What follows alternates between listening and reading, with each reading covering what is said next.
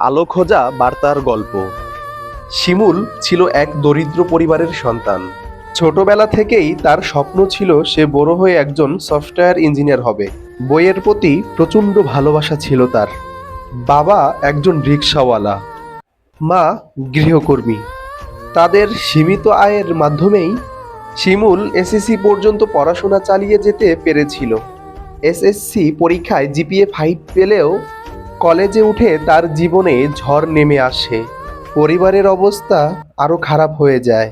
বাবার হঠাৎ অসুস্থতা এবং সংসারের চাপ সবকিছু মিলিয়ে শিমুলের পড়াশোনা বন্ধ হয়ে যায়।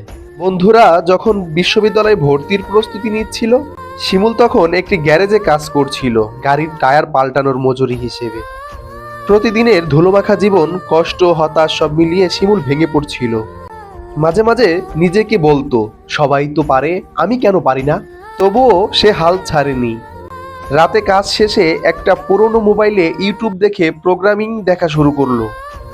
এক পায়ে দাঁড়িয়ে দাঁড়িয়ে সে কোড লিখত, ভিডিও টিউটোরিয়াল দেখত।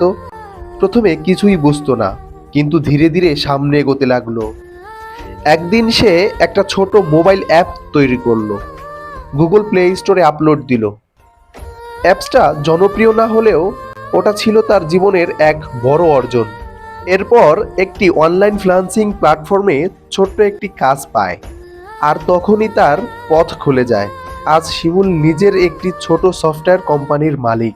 ব্যর্থতা তাকে থামাতে পারেনি, কারণ সে নিজেই নিজের আলো খুঁজে নিয়েছিল।